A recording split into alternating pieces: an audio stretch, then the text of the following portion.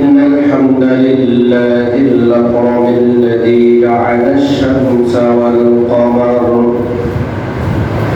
والنجم والشجر يسجدان وفضل زمانا على مكان ونشهد أن لا إله إلا الله وحده لا شريك له ونشهد أن سيدنا وسندنا وحبيبنا ومولانا محمدا عبده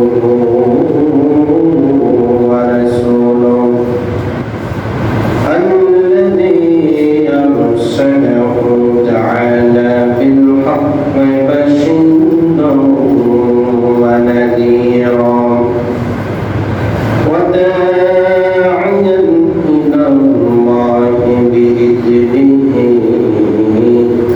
وسراجا وقمرا منيرا أما بعد فأعوذ بالله من الشيطان الرجيم بسم الله الرحمن الرحيم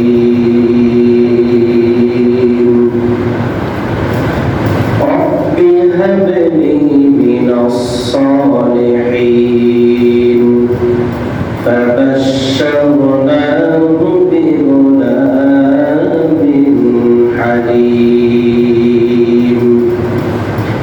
فلما بلغ معه السعي قال يا بني إني أرى في المنام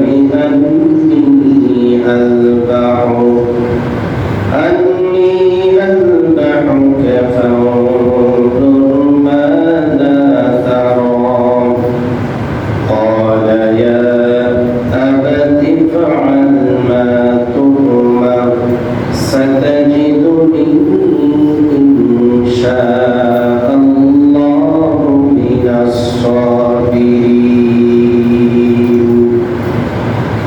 إلى آخر الآية الحمد لله মুআজ্জাজ মুহতারাম মহান রব্বুল আলামিনের দরবারে লক্ষ কোটি শুকর আদায় করছি যে মহান আল্লাহ তাবারক ওয়া তাআলা আমাদেরকে আজকের এই পবিত্র জুমার দিন পৃথিবীর হাজারো লাখো মানুষের মধ্য থেকে আল্লাহ আপনাকে আমাকে যাচাই বাছাই করে পছন্দ করে মহব্বতের বান্দা হিসাবে আল্লাহ তাআলা আজকের এই জিলহজ মাসে আল্লাহ তাআলা আজকে জুমার দিনে আপনাকে আমাকে আসার বসার সুযোগ করে দিয়েছেন।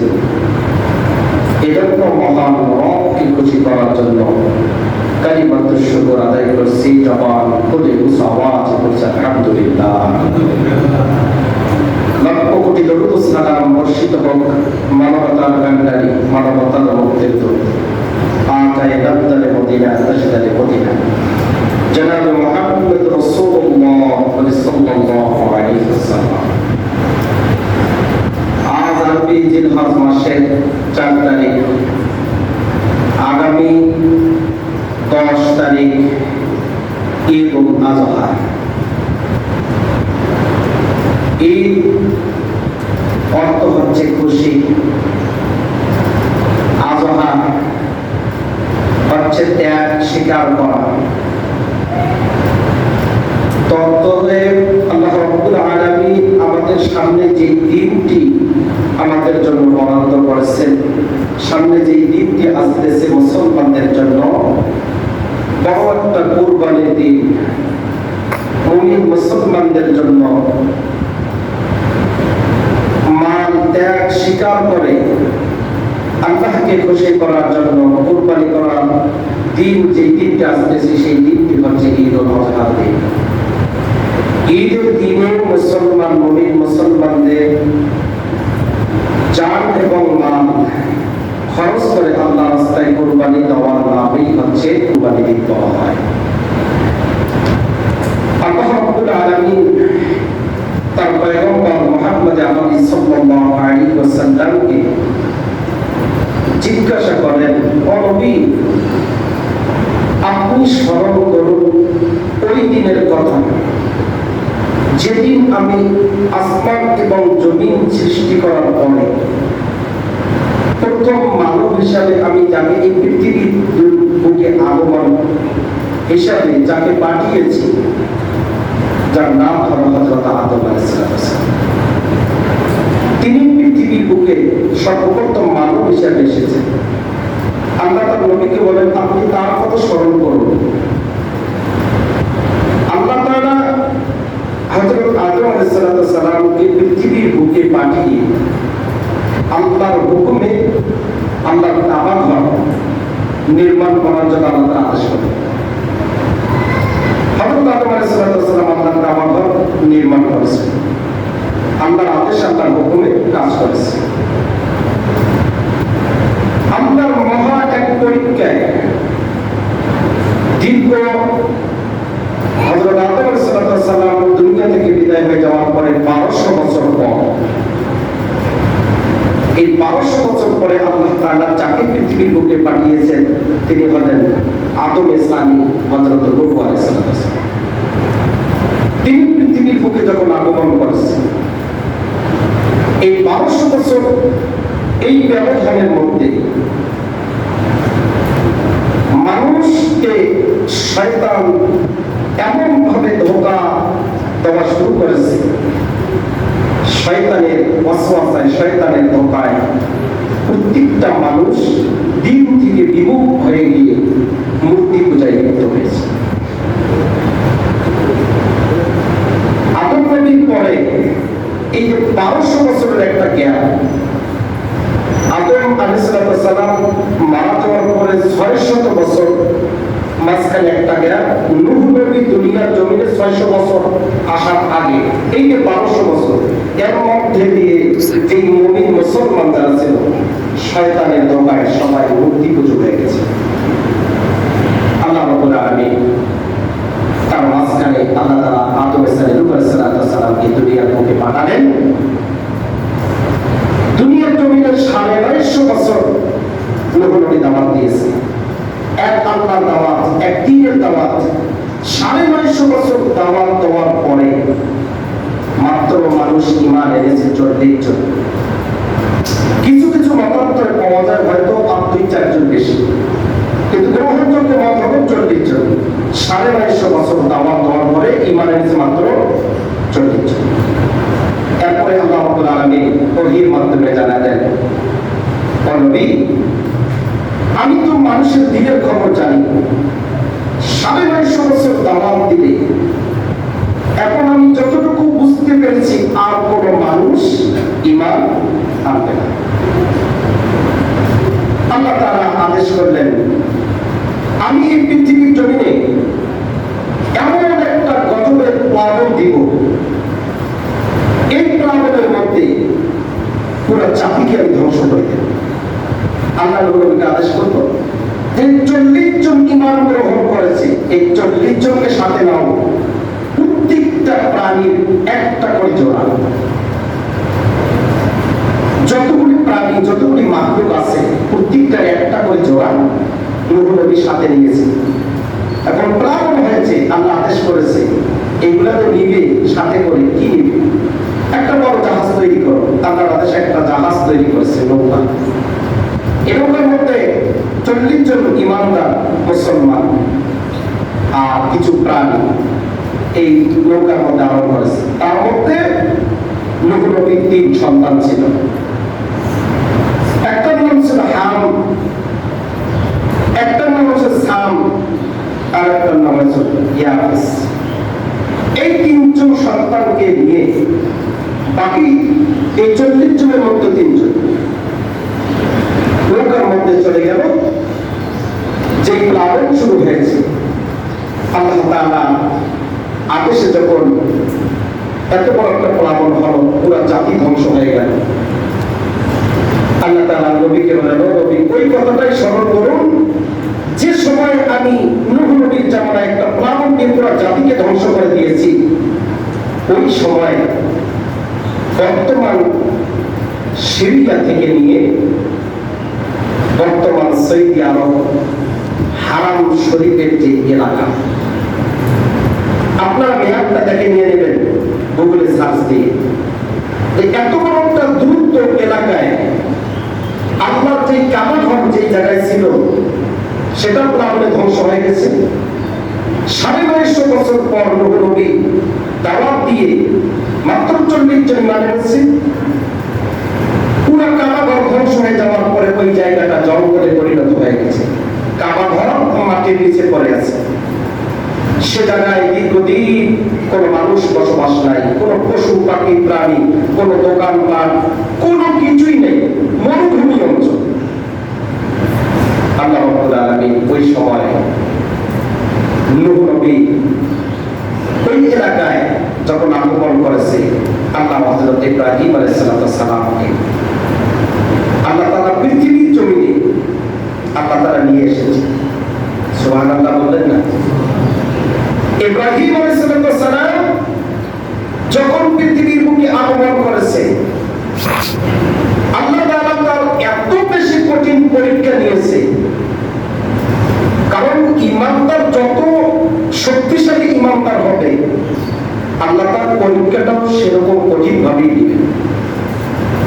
আল্লাহ রাব্বুল আলামিন ইব্রাহিম আলাইহিস সালাম যখন দীর্ঘ 120 বছর বয়স, আর এদিকে নূহ নবী তার 3টে সন্তানকে সাথে নিয়েছে।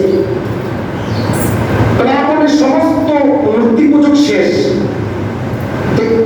এরপরে প্রজন্মটা যে আসলো নতুন ভাবে আবার মূর্তি পূজক শুরু হলো কোথা থেকে? আরেকটা সাবজেক্ট, নূহ নবীর সেই 3 জন সন্তান আবার সেই জায়গাটা নতুন ভাবে একটা শহরে পরিণত করেছে। এই দুনিয়াটাকে আবার নতুন ভাবে 3 সন্তান মিলে আবার করা শুরু করেছে। আল্লাহ রাব্বুল আলামিন হযরত ইব্রাহিম আলাইহিস সালামকে যখন পৃথিবীর বুকে নিয়ে আসলেন, 120 বছর বয়স, পুরো জিন্দেগিটা চলে গেছে, কোনো সন্তান নেই। আল্লাহর কাছে শেষ বয়সে গিয়ে দোয়া করেছে।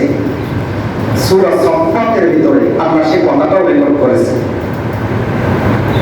আল্লাহ তাআলা কোরআনে কারিমে জানায় দেন যে আমার খলিল আমার কাছে যে ভাষায় দোয়া করেছে, সেই ভাষাটি আমি কোরআনের মধ্যে স্বর্ণে অক্ষরে আমি এমন ভাবে লিখে রেখেছি যাতে করে কিয়ামত পর্যন্ত এটা মানুষের জন্য ইতিহাস হয়ে থাকে। সুবহানাল্লাহ। আল্লাহ তাআলা বলেন, রব্বি হাবলি মিনাস সালিহিন ফাবাশশারনাহু বিগুলামিন হালিম। আল্লাহর কাছে দোয়া করতেছেন, আয় আল্লাহ, আয় আমার রব, আমি তো এতদিন নিঃসন্তান ছিলাম, আমার কোনো সন্তান ছিল না। আয় আল্লাহ, তোমার কাছে এতদিন চেয়েছি, তুমি আমাকে দাও নাই, কিন্তু আমি তোমার কাছে চাচ্ছি এই শেষ বয়সে আমার একটা সন্তান দান করো। সুবহানাল্লাহ। তোমার করেছে, কবুল করেছেন কে? আর জোরে বলেন, আল্লাহ রাব্বুল আলামিন কবুল করেছেন। আল্লাহ তাআলা বলেন, ও পয়গম্বর, তোমার যেহেতু করেছো একটা নেককার সন্তানের জন্য,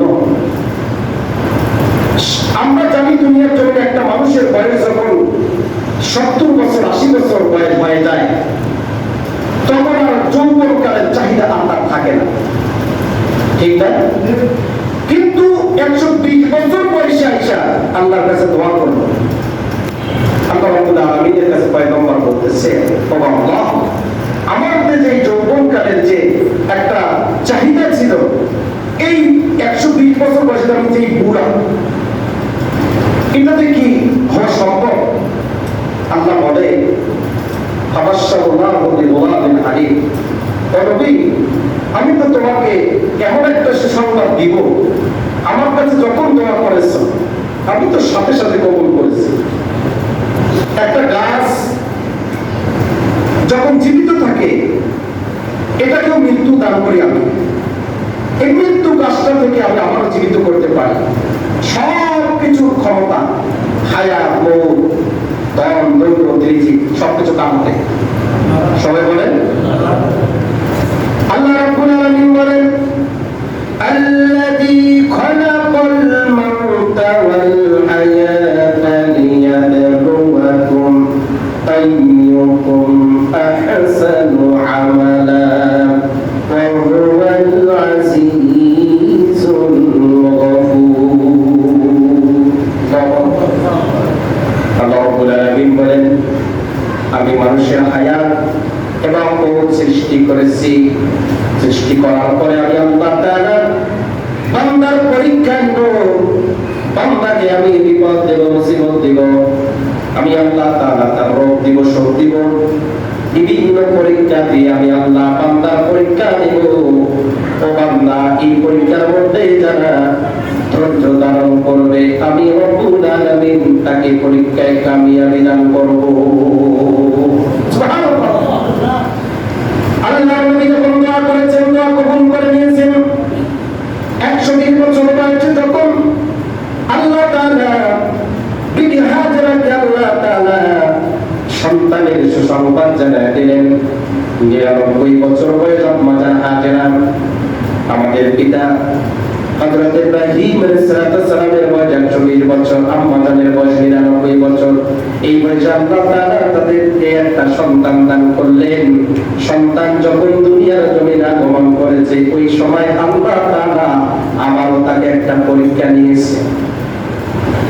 পরীক্ষাটা হলো নবীকে বলল, খলিল আমার বন্ধু, তোমার এই শিশু সন্তান ইসমাঈল এবং তার আম্মা জান হাজেরাকে তোমার কাছে রাখা যাবে না। এমন একটা জায়গায় রেখে আসতে হবে যে জায়গায় আল্লাহ রাব্বুল আলামিনের কাবা ছিল। নবীর জামানায় প্লাবনে ধ্বংস হয়ে গিয়েছিল, মাটির নিচে চাপা পড়েছিল। ওই জায়গায় গিয়ে তোমার বিবি এবং তোমার সন্তানকে রেখে আসো।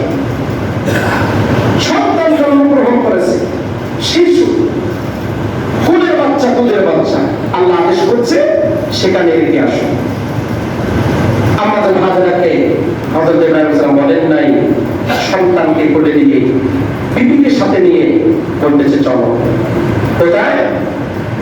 এত দূর রাস্তা সিরিয়ায় থেকে নিয়ে বর্তমান সৌদি আরবের যে জায়গায় হারাম শরীফ, আল্লাহ তাআলা আদেশে সেই জায়গায় সন্তানকে রেখে হযরত ইব্রাহিম আলাইহিস সালাম চলে আসতেছে। ওই সময় বিবি হাজেরা বলতেছে, ও আল্লাহর নবী, আপনি যে আমাকে এই মরুভূমি জঙ্গলে আমাকে রেখে যাচ্ছেন, এটা কি আপনার ইচ্ছায় না আমার আল্লাহর ইচ্ছায়? আল্লাহর নবী কোনো কথা না বলে শাহাদাত আঙ্গুল আল্লাহর দিকে উঁচু করে বলতেছে, আমার মাওলা পাক আমাকে আদেশ করেছে, তাই আমি আমার সন্তান এবং তোমার দাবিকে রেখে যাচ্ছি। সুবহানাল্লাহ। এই পৃথিবীর জমিনে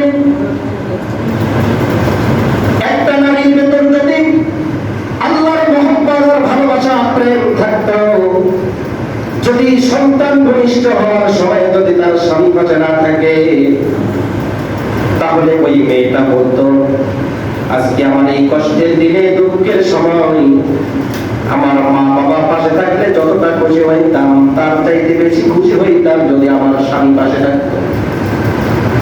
আল্লাহর নবী, আপনি আমার কাছ থেকে চলে যাচ্ছেন, আমার সন্তানকে জঙ্গলে রেখে যাচ্ছেন, আমার একটু কোনো কষ্ট নাই।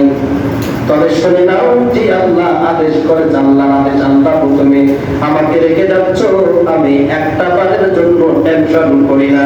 আমার আল্লাহ আমার সন্তান এবং আমার হেফাজতের দায়িত্ব নিয়ে গেছে। সুবহানাল্লাহ। হযরত ইব্রাহিম আলাইহিস সালাম চলে আসলেন সেখান থেকে, সন্তানকে তার মা জমিনের মধ্যে রেখে ইব্রাহিম নবী কয়েকটা খেজুর এবং কিছু পানি ব্যাগের মধ্যে করে তার স্ত্রীর হাতে দিয়েছে যে আমি এতটুকু খাবার আমি দিয়ে যাচ্ছি, আর আমার এই সন্তানকে আমার আল্লাহ হেফাজত করবে। সুবহানাল্লাহ। বিবি রেখে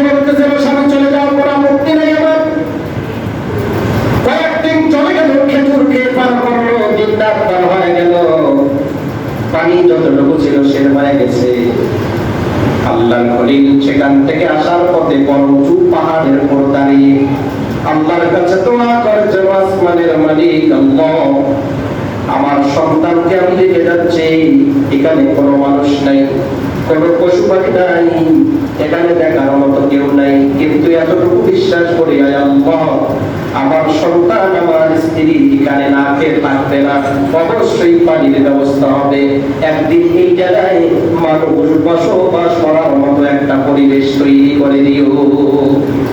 আল্লাহর কাছে দোয়া করছে, দোয়া করে চলে আসছে। আল্লাহর বান্দি আম্মাতুল হাজেরা সন্তানকে রেখে বুকের দুধ পান করাচ্ছে, পানি শেষ, খেজুর শেষ, সন্তান দুধ খাচ্ছে, খাইতে খাইতে এক পর্যায়ে বুকের স্তনের দুধ শুকিয়ে গেছে, আর দুধ আসে না। কি কষ্ট করে জীবনটা পার করেছে, দিন যায় রাত যায়, কোন একটা পিপিলিকা পর্যন্ত সেখানে যায় না, মানুষ তো দূরের কথা।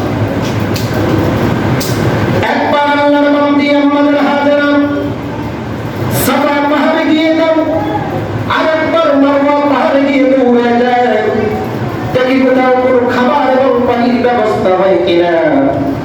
নিজেও পানির যন্ত্রণায় ছটফট করে, সন্তানও পানির যন্ত্রণায় ছটফট করে, একে একে কয়েকবার চলে গেছে। একবার সাফা পাহাড়ে যায়, আবার সন্তানের কাছে দৌড়ে আসে, না জানি কোন সন্তানকে কেউ আক্রমণ করে। এরকম করে 7টা চক্কর যখন হয়ে গেছে, হঠাৎ করে দেখে সন্তানের কাছ থেকে কি যেন একটা আওয়াজ শোনা যায়। সুবহানাল্লাহ বলে আল্লাহর বান্দি কাছে এসে দেখে সন্তানকে জমিনের মধ্যে রেখেছে, হাত এবং পা নড়ানড়ি করার কারণে জমিন থেকে ছিদ্র হয়ে আল্লাহ পানির ঝর্ণা চালু করে দিয়েছে। আরো জোরে বলে সুবহানাল্লাহ। এই পানির ঝর্ণাটাই হচ্ছে এমন পানির ঝর্ণা যেটা আজকে জমজম কূপে পরিচিত হয়ে আছে। সুবহানাল্লাহ। আম্মাজান হাজেরা তৎক্ষণাৎ চতুর্দিক দিয়ে পাথর দিয়ে সেই জায়গাটাকে বেষ্টন করে রাখলেন, যাতে করে এই পানিটা আর কোথাও ছড়িয়ে না পড়ে। কারণ বিজ্ঞান রিসার্চ করে দেখেছে, এই পানিটা সেদিন যদি হাজেরা যদি পাথর দিয়ে চতুর্দিকে পান না দিত, তাহলে এই পানি পৃথিবীর সারা জমিনের মধ্যে ছড়িয়ে পড়ত। সুবহানাল্লাহ। এই পানিটা বিজ্ঞান সুন্দর করে রিসার্চ করে দেখেছে যে এই পানিটা এত আল্লাহর কাছে দামি কেন হলো, এই পানির মধ্যে এত রোগ শোক থেকে মুক্তির কেন ব্যবস্থা আল্লাহ রেখেছেন। তারা দেখে পৃথিবীর জমিনে যত ঝর্ণার পানি আছে, আল্লাহর কাছে সব থেকে এই জমজম কূপের পানি আল্লাহর কাছে পবিত্র। এত পবিত্র পানি, যে পানি হযরত ইসমাঈল আলাইহিস সালাম তিনি পান করেছেন, তার মা পান করেছে। আর আল্লাহ রাব্বুল আলামিন তখন ইয়ামেন শহরে বাদশাকে আল্লাহ তাআলা তার দিলের ভিতরে একটা মায়া দয়া আল্লাহ তাআলা জমা করেছে। সংবাদ পৌঁছে গিয়েছে যে সিরিয়া থেকে যে একজন নবী তার স্ত্রী এবং তার সন্তানকে সেখানে রেখে গিয়েছে। সেখানকার বাদশাহ সেনাবাহিনীর লোককে পাঠিয়ে দিয়ে বলে, যাও ওই মরুভূমির যত জঙ্গল আছে সবগুলি পরিষ্কার করে সেখানে মানুষ যেন বসবাস করতে পারে সেরকম একটা শহরে পরিণত করে। সুবহানাল্লাহ। প্রত্যেকটা কথায় প্রমাণ হয়ে গিয়েছে। আল্লাহ নবী সেখান থেকে ফিরার পথে ইব্রাহিম নবী দোয়া করেছে, আল্লাহ পানির ব্যবস্থা করে দিও। সেখানে জমজম খুব ভালো হয়ে গেল। আর বিজ্ঞান এটাকে রিসার্চ করে দেখলো এই পানির আসল রহস্য কোন জায়গায়। যেই জায়গা থেকে পানির রহস্য চালু হয়েছে, আমার আল্লাহ রাব্বুল আলামিন সরাসরি জান্নাতের সঙ্গে জমজম কূপের আল্লাহ হিসাব জারি করে দিয়েছে। এটা মূল ঘাঁটি, মূল লাইন, যেখান থেকে সরাসরি জান্নাত থেকে যেই জান্নাতের পানি সেখান থেকে তার লাইন চলে আসে। এজন্যই এই পানি যারা জমজম কূপের পানি যারা দাঁড়িয়ে পান করবে, দাঁড়িয়ে পান করা মুস্তাহাব। আল্লাহ তাআলা বলেন পৃথিবীতে মানুষের সকলের মৃত্যু হবে, কিন্তু এই পানিটা যারা পান করবে মৃত্যু ব্যতিরেকে আল্লাহ সমস্ত রোগ আল্লাহ তাআলা শিফা দান করে পানি। জোরে বলেন সুবহানাল্লাহ। প্রিয় ভাইরা আমার, বন্ধুরা আমার, আলোচনা লম্বা করার সুযোগ নেই। এরকম করে যখন শিশু সন্তান ইসমাঈল বড় হচ্ছে, আল্লাহর নবী হযরত ইব্রাহিম আলাইহিস সালাম প্রতি 1 বছর পরে সেখানে সন্তান এবং স্ত্রীকে দেখাশোনা করার জন্য যায়। এসে দেখেন তো সুন্দর একটা পরিবেশ হয়ে গিয়েছে। এমন সুন্দর একটা পরিবেশ যেখানে কোনো মানুষ ছিল না, সেখানে কোনো হাজার হাজার মানুষের বসবাস। যেখানে কোনো পানি ছিল না, সেখানে সুন্দর পরিবেশ, পানির ঝর্ণা চালু হয়েছে। এই পানিটা সকল হাজিরা খায়, সকল নবী মুসলমানের জন্য আল্লাহ সম্মানিত পানি, মর্যাদাপূর্ণ পানি আল্লাহ ব্যবস্থা করেছে। এরকম করে 14 বছর বয়স যখন সন্তানের হয়ে গেল, আল্লাহ রাব্বুল আলামিন হযরত ইব্রাহিম আলাইহিস সালাম কাছে শুনলো, নবী আমার, ও খলিল, তোমার সন্তানের বয়স 14 বছর হয়ে গেছে, মতান্তরে 7 বছর থেকে 14 বছর। নবীকে আল্লাহ আদেশ করলেন, ও নবী, এখন আমি আল্লাহর জন্য তুমি একটু কুরবানি করো। এই কুরবানি করব। নবীজি স্বপ্নে দেখেছে আল্লাহর রাস্তায় কিছু কুরবানি করতে হবে, সেখানে নবীজি 100 কুরবানি করেছে। একই স্বপ্ন দ্বিতীয়বার আল্লাহর নবী আবার 100 কুরবানি করেছে। আল্লাহ বলে, ও নবীজি, এটা কবুল হয় নাই। এই উটের থেকে যে জিনিসটা তোমার বেশি পছন্দ মহব্বতের, ওই জিনিসটাকে আমি আল্লাহর রাস্তায় কুরবানি করে দাও। নবীজি বুঝতে পারলো ব্যাপারটা কি। 100 100 200 উট কুরবানি করলাম, একে 2 দিন 3 দিন স্বপ্ন দেখতেছি, তাহলে আমার থেকে আমার সন্তানের থেকে পৃথিবীর বুকে আর কোনো মহব্বতের জিনিস হতে পারে না। অতএব আল্লাহ আদেশ করেছেন আমার সন্তানকে আল্লাহর রাস্তায় জবাই করতে হবে। আল্লাহু আকবার বলেন। প্রিয় ভাইরা আমার, বন্ধুরা আমার,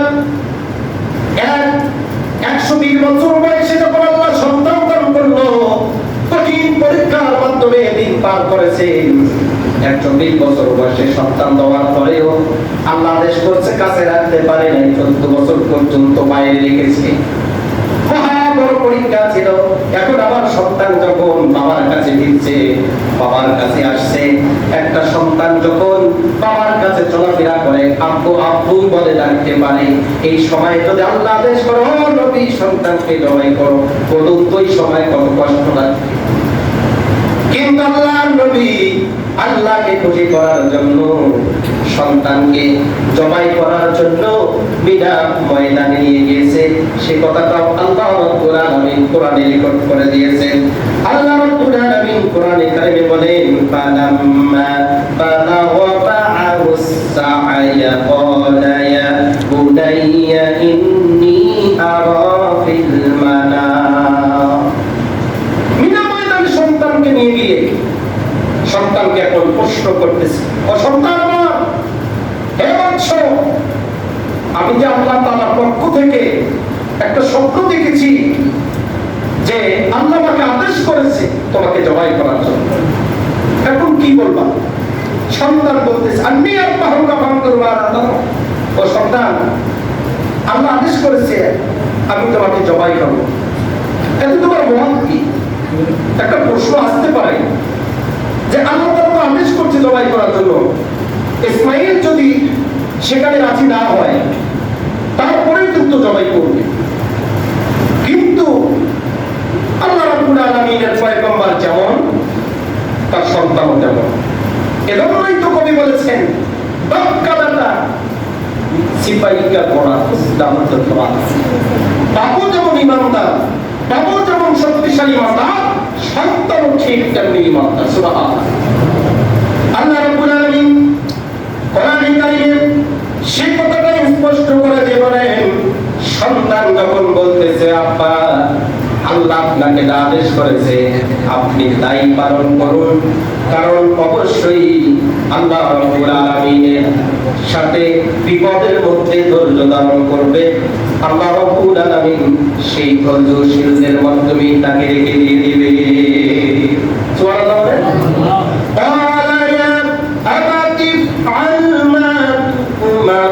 ستجدني إن شاء الله من الصابرين।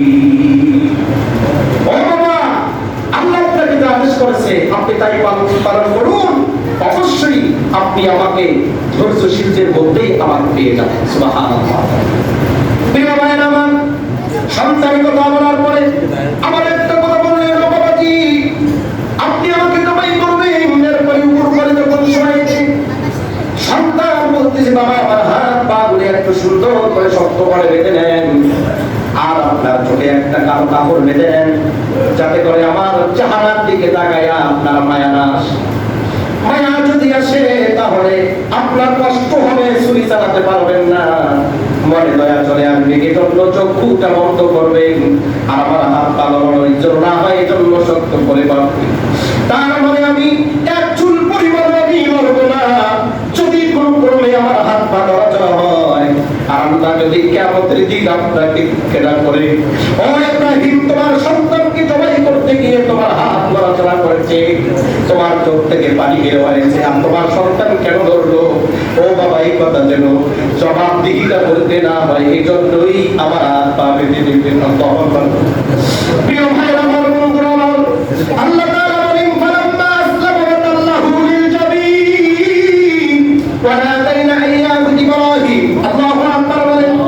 পিতা এবং পুত্র যখন উভয়ই কুরবানি করার জন্য এক মত পোষণ করলো, ওই সময় আল্লাহ তাআলা হযরত ইব্রাহিম আলাইহিস সালামকে ডেকে বলেন ওয়া নাদাইনা, ও ইব্রাহিম আইয়া ইব্রাহিম, ইব্রাহিম এটা কোনো সামান্য কোনো পরীক্ষা ছিল না, ছোট কোনো পরীক্ষা ছিল না, মানে সত্যাবতার রুইয়া, ও নবী আমার এটা এমন একটা পরীক্ষা যেই পরীক্ষায় তুমি পাস করে ফেলেছো। বলেন সুবহানাল্লাহ।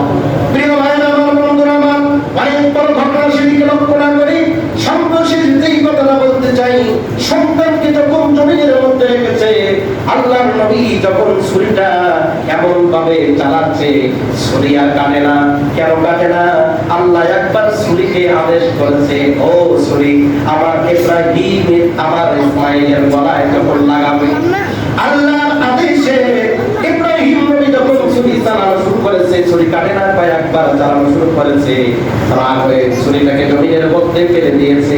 আল্লাহর নবী যখন জমিনে ছেড়ে দিল ছুরিটা, আল্লাহ তাআলা ছুরির জবান খুলে দিয়েছে, মানুষের মতো কথা বলে।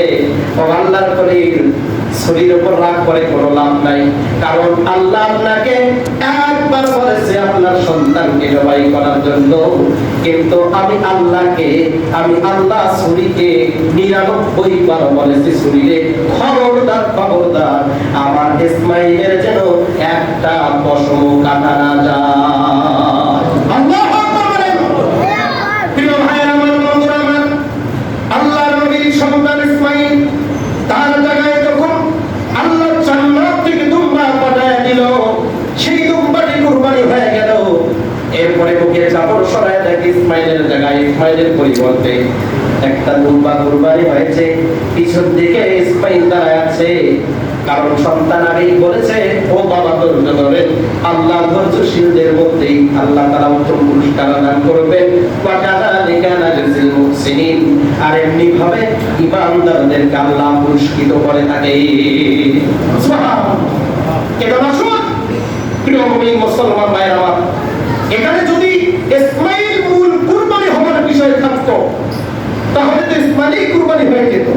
এখানে মূল মাকসাদ ইসমাইল আলাইহিস সালাম কুরবানি হওয়ার উদ্দেশ্য ছিল না। আল্লাহ তাআলা পরীক্ষা করেছেন ইব্রাহিম নবীকে, যে 120 বছর বয়সে আমি সন্তান দান করলাম, দেখি তার দিলের ভিতরে তার সন্তানের মায়া বেশি, আমি আল্লাহর মায়াটা বেশি। এটা পরীক্ষা করার জন্য তার কাছ থেকে তার বিবি সন্তানকে আলাদা করে দিলেন 14 বছর যাবত। এরপরে আবার কাছে পাইলেন, কাছে পাওয়ার পরও আল্লাহ পরীক্ষা দিলেন, সন্তানকে জবাই করার আদেশ দিলেন। এরপর আল্লাহ চাইলেন দেখি আমার নবী কতটুকু পরীক্ষায় পাশ করে। এখান থেকেই ঈমানদারদের পরীক্ষা হলো। আল্লাহ তখনই বললেন, ও নবী ইব্রাহিম, তুমি যেহেতু পরীক্ষায় পাশ করেছো, তোমার সন্তান ইসমাঈল পাশ করেছে, এখন আমি তোমাকে যে দায়িত্বটা দিলাম, যে কাবা ঘর নূহ নবীর জামানায় ধ্বংস হয়ে গিয়েছিল, ওই কাবা পুনরুদ্ধার নির্মাণের দায়িত্ব তোমার এবং তোমার সন্তানের। সুবহানাল্লাহ। যে ঈমানদার যত শক্তিশালী, তার পরীক্ষাটাও তত কঠিন। ইব্রাহিম নবী জন্ম থেকে তার জন্মসূত্র বানা দিয়েছিল নমরুদ। তারপর সেই পরীক্ষার মাধ্যমে ইব্রাহিম নবী দুনিয়াতে এসেছে। তারপরে তার সন্তানের পরীক্ষা, এরপরে কাবা ঘর নির্মাণের দায়িত্ব আল্লাহ তাকে দিয়েছেন। আল্লাহ রাব্বুল আলামিন বলেন, ঈমানদার যদি সহজ হয়, দুর্বল ঈমান হয়, তার প্রশ্নটা, তার পরীক্ষাটাও সহজ। সে উদাহরণ, একজন ক্লাস 1 ক্লাসের বাচ্চা আর ক্লাস 10 এর বাচ্চা, দুইটা পরীক্ষা কি সমান? কারণ 1 এর বাচ্চা মেধা নরমাল, তার একবারে মেধা নরমাল, এজন্য তার প্রশ্নটাও সহজ। আর 10 এর বাচ্চা তার মেধা ভালো, সে শক্তিশালী, এজন্য তার প্রশ্নটা কঠিন। তো ঠিক ঈমানদার যারা শক্তিশালী ঈমানদার হবে, আমাদের সামনে কুরবানি। এই কুরবানি করতে গিয়ে আমাদের বিপুল পরিমাণ অর্থের খরচ হবে। এই অর্থ খরচ করতে গিয়ে আমাদের মায়া, সম্পদের মায়া, ব্যাংক ব্যালেন্সের মায়া, বাড়ি গাড়ির মায়া, মহব্বত ত্যাগ করে আল্লাহ রাস্তায় আমাদেরকে কুরবানি করতে হবে। এই কুরবানি যদি দিতে পারি, আল্লাহ তাআলা বলেন, তোমার ওই ইসমাঈলের কুরবানির জবাইয়ের সওয়াব আল্লাহ তোমাকে দান করবে। এজন্য আমরা কুরবানি করব। আসলে কিছু মাসআলা বলা দরকার ছিল। গরু কিনবেন, বর্তমান বাজারে কেনাকাটা চলতেছে, গরু দেখবেন একবার সুস্থ গরু, সবল গরু, কানা ল্যাংড়া ভ্যাংড়া, চোখে দেখে না, কম খায়, গায়ে দুকুর হয়েছে, এরকম গরু নিয়েন না। গরুর বয়স হতে হবে 2 বছর বয়স। তাদের সঙ্গে সম্পর্ক নয়, বয়সের সঙ্গে সম্পর্ক। আপনারা বয়স নির্ধারণ করে আপনারা সুস্থ সবল গরু দেখে আপনারা কুরবানি দিবেন। আপনারা একটা গরুতে 7 জন শরীক নিতে পারবেন, 7 জনের উপরে যাইতে পারবেন না। একাকিও দিতে পারেন, 2 জনও দিতে পারেন, 3 জনও দিতে পারেন, 7 জনও দিতে পারেন, 7 জনের উপরে দেওয়া যাবে না। যেই শরীক নিবেন, শরীক নেওয়ার সময় অবশ্যই খেয়াল করবেন যে শরীক নামাজ পড়ে কিনা। সে যদি সুদ খায়, সে যদি ঘুষ খায়, সে মিথ্যা কথা বলে, নামাজ পড়ে না, এরকম যদি গলত নিয়ত থাকে, সবার কুরবানি বাতিল হয়ে যাবে। অতএব শরীক নেওয়ার ক্ষেত্রে বিবেচনা করে নেবেন। আল্লাহ তাআলা আমাদেরকে উক্ত কথাগুলির উপর আমল করার তৌফিক দান করেন। সকলে আল্লাহুম্মা আমিন।